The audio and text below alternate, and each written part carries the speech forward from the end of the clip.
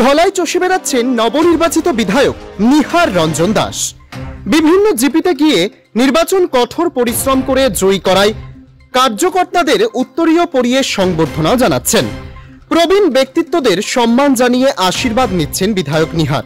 একই সঙ্গে পঞ্চায়েত নির্বাচনকে সামনে রেখে বিজেপি কর্মীদের মাঠে ঝাঁপিয়ে পড়ার আহ্বান জানাচ্ছেন।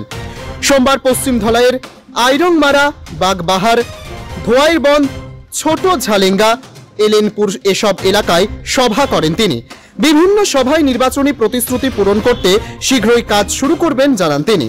এছাড়া নিহার শীঘ্রই শিলচর ছেড়ে ধলাইয়ে বসতি স্থাপন করবেন বলে জানিয়েছেন। উজাড় করে ভারতীয় জনতা পার্টিকে ভোট দিয়েছেন, যার জন্য এই ধলাইতে আবারও পদ্মফুল ফুটেছে।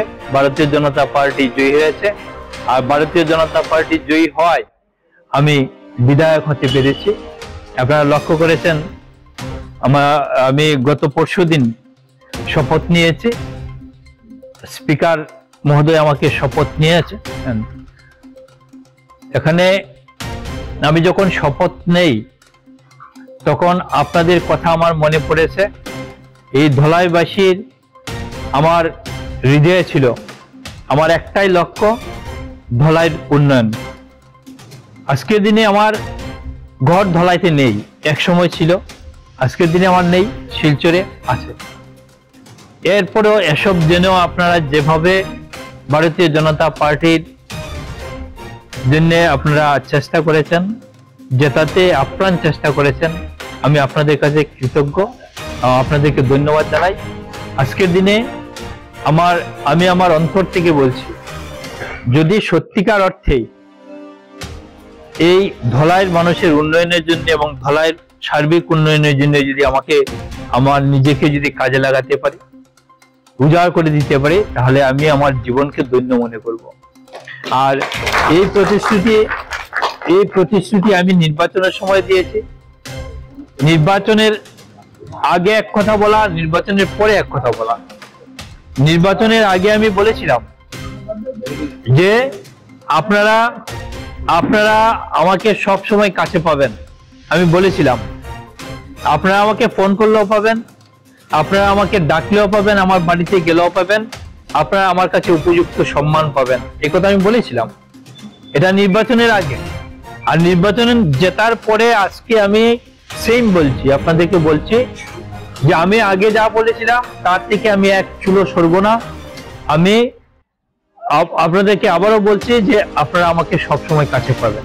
আমি সবসময় চেষ্টা করব আপনাদের কাছে এসে আপনাদের সাথে আলাপ করে যাতে আপনাদেরকে নিয়ে এই এলাকার ডেভেলপমেন্ট করতে পারি, আপনাদের উন্নয়ন করতে পারি, এটার জন্য আমি চেষ্টা করব।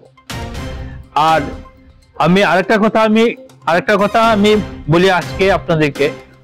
আমার দলের অনেকেই বলেছিলেন এবং আমার দলের যে অভিভাবক মাননীয় পরিমল শুক্লবৈদ্য বলেছিলেন যে প্রার্থী যদি জয়ী হয় তাহলে দলাইতে পার্মানেন্টলি সে থাকবে, এই কথা বলেছিলেন।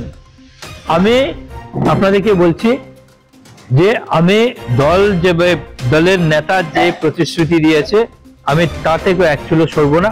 আমি কয়েকদিনের ভিতরে দলাই শিফট করছি, আমি গড় দেখছি। হ্যাঁ, আমি যদি আজকে গড় পাই তাহলে আমি 3 দিনের ভিতরেই দলাইতে আমি শিফট করব। আর দলাইতে আমি জায়গা কেনার জন্য আমি চেষ্টা করছি। আমি যেখানে মধ্যস্থল, যেখান থেকে সব দিকে সহজে যাতায়াত করা যায়, এইসব জায়গায় আমি জায়গা দেখার জন্য আমি খুব চেষ্টা করছি, জায়গা দেখছি। জায়গা হয়ে গেলে আমি ধলাইতে পার্মানেন্টলি আমি থাকবো। গণআওয়াজ প্রতিনিধির রিপোর্ট, ধলাই।